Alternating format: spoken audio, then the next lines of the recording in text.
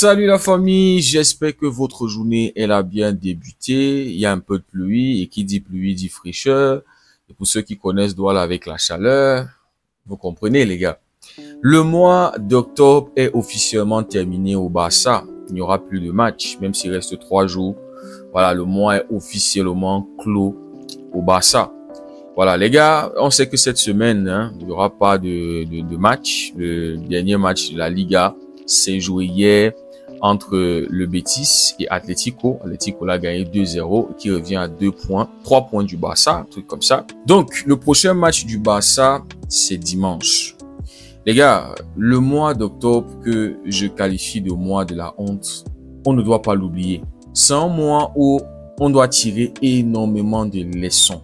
Des leçons collectives et des leçons individuelles. Laporta, Deco, le coach et les joueurs, chacun ont une leçon particulière à tirer de ce mois d'octobre. Faudra pas l'oublier. Si le Barça gagne quelque chose cette saison, en plus un titre majeur, faudra se rappeler de ce mois d'octobre. On se rappelle que la saison dernière, c'était le mois de novembre, de décembre. On était passé de premier après avoir battu le Real Madrid au Classico, troisième, où on était même à 9 points du Real Madrid. Donc là, ça arrive un peu plus tôt, les gars. Et on espère que les leçons seront tirées pour pouvoir affronter le reste de la saison. Donc, les amis, on va faire un peu un bilan de ce mois. Mois catastrophique pour le Barça, les gars. Ça avait très mal débuté. On a joué 5 matchs, perdu 3 matchs, gagné 2 matchs. Mais les 2 matchs qu'on gagne, 0 conviction, 0 caractère, 0... C'est-à-dire, on gagne, mais bon, voilà, c'est 3 points. Mais bon, les gars. On avait accueilli le Paris Saint-Germain le 1er octobre. On avait perdu ce match 2-1. Un match où on se posait la question avant ce match, est-ce que le Barça va battre le champion en titre après avoir trash-talké sa finale contre l'Inter qui avait été trop facile pour le Paris Saint-Germain? Est-ce que le Barça va pouvoir prendre sa revanche après avoir perdu il y a de cela 1 an à Montjuic 4-1 contre le Paris Saint-Germain? Il y avait ces questions-là. Mais non, les amis, on s'est fait rouler dessus par le Paris Saint-Germain pendant 1 heure, tactiquement, dans l'intensité, le pressing, tout. On avait été bon 30 minutes, on avait dominé le Paris Saint-Germain, on les avait imposé notre jeu, on avait marqué. Mais bon, les restes d'1 heure, plus les temps additionnels et tout, voilà. On avait perdu ce match. On pouvait faire un hold-up, les gars. Il y avait la possibilité, notamment l'opportunité, l'occasion en or de Dani Olmo. Et franchement, si on compte sur Dani Olmo cette saison, c'est peine perdue. Dani Olmo qui pouvait nous remettre dans le match 2-1. À ce moment-là, c'était 1-1. Mais non, on n'a pas pu. Donc, on avait perdu ce match-là. Le mois avait très mal débuté. Ensuite, comme si ça ne suffisait pas, le week-end, et déjà avant ce match contre Séville, les joueurs du Barça, en fait, le Barça qui s'était plaint du temps auquel on devait jouer ce match, c'était dans l'après-midi, la chaleur, c'est monté, c'est descendu. Catastrophique. On perd 4-1 contre le pire Séville.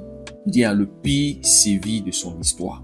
Tu sors d'une défaite contre le PSG, tu te fais allumer en championnat, alors que tu étais passé devant le Real Madrid. Et donc, on perd 4-1. Trêve internationale juste après Séville. On s'est dit 2 semaines, peut-être les gars, ils vont revenir avec les idées remises en place. Un peu plus de fraîcheur. On s'attendait à ce qu'on voie des corrections, que Antiflick trouve des solutions aux problèmes. Mais non, les amis, on revient contre Girona. On n'était pas loin de se manger 4 buts contre Girona quand on voit les occasions qui se sont enchaînées en plein mi-temps pour Girona. Un peu plus d'efficacité de la part de Girona, on perd ce match-là. Mais bon, Arroyo, on se rappelle, qui était entré en jeu en tant que neuf, anti-flic. Arroyo qui nous permet de gagner ce match-là 2-1, alors qu'elle avait bien débuté. 15 minutes, seulement 15 minutes où on était bon, on était frais, on imposait notre jeu, on avait ouvert le score, il y a mal passé décisif pour Pedri. Mais bon, après ces 15 minutes-là, intensité, blablabla, et puis... Mais on avait gagné ce match-là sans convaincre, avec plein de points d'interrogation. On va en Champions League contre Olympiakos, on ouvre le score, on marque le 2e but, on était bien en premier mi-temps, On avait la balle, on avait le contrôle du match. On revient en deuxième mi-temps. Olympiakos qui obtient un penalty parce que Eric Garcia va toucher le ballon de la main. Olympiakos qui marque, Olympiakos qui presse, Olympiakos qui pousse. Mais l'arbitre qui vient gâter le match à la 57e minute avec le carton rouge. Et donc ce match pour moi avait été gâché. Et derrière, le Barça avait déroulé, le Barça avait marqué 4 autres buts, 6-1. Mais les amis, une deuxième mi-temps qui avait laissé des points d'interrogation avant le Classico dimanche. Dimanche, on pouvait au moins se rentrer de Madrid avec un point. Mais non, on s'est fait bouffer dans l'intensité. On s'est fait bouffer par le pressing du Real Madrid. L'attitude n'était pas là, l'envie n'était pas là. On a eu la possession de balle. Il y avait 9 minutes de temps additionnel. On pouvait utiliser les 9 minutes pour marquer au moins 2 buts. Chesney qui fait un arrêt sur le penalty de Mbappé. Et derrière, les gars n'ont pas pu se motiver pour aller gagner ce match. Et donc, les amis, on perd contre le Real Madrid 2-1. On aurait pu avoir un penalty. Carvajal qui vient percuter Arroyo, qui se retrouve dans une position d'attaquant. Arroyo en position d'un attaquant. Anti-Flick qui improvise, les gars. Donc, on aurait dû avoir un penalty parce que si c'était l'inverse, si le Barça menait 2-1 et que la même faute se produisait côté Real Madrid, Sotogrado allait donner penalty pour que le Real Madrid puisse égaliser. Mais bon, c'est le FC Barcelone. Et donc, les amis, on a joué 5 matchs ce mois. On a gagné 2, on a perdu 3, on a marqué 11 buts, mais on a encaissé 9 buts, les amis. 9 buts encaissés par le Barça. Et donc, les amis, bilan des buteurs et des passeurs. Ferran Torres, 1 but. Rashford, 3 buts, 2 passes décisives. Arroyo, 1 but contre Girona, le but de la victoire. Fermin Lopez, 4 buts. Très encourageant pour la suite. Yamal, 1 but, 2 passes décisives, qui est l'ombre de lui-même.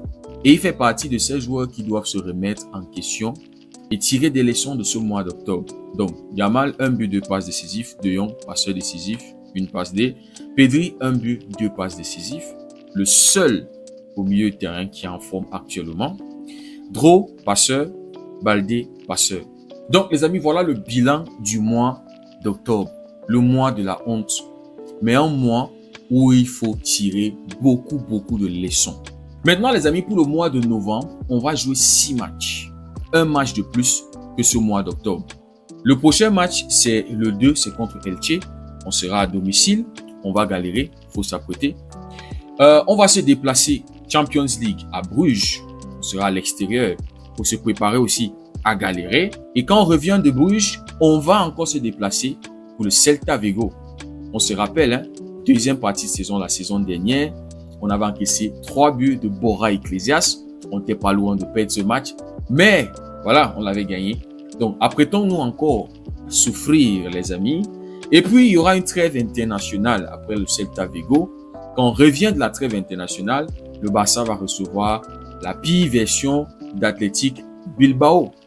On verra bien si Bilbao, on ne sait pas, peut-être Bilbao sera déjà de retour. Mais actuellement, Bilbao n'est pas du tout en forme, les gars. Et aussi, il faut s'apprêter à souffrir, les gars, contre Bilbao. Et même, il ne faut pas exclure perdre contre Bilbao qui n'est pas en forme. Il ne faut pas l'exclure, les gars. Et puis, on va se déplacer à Stamford Bridge.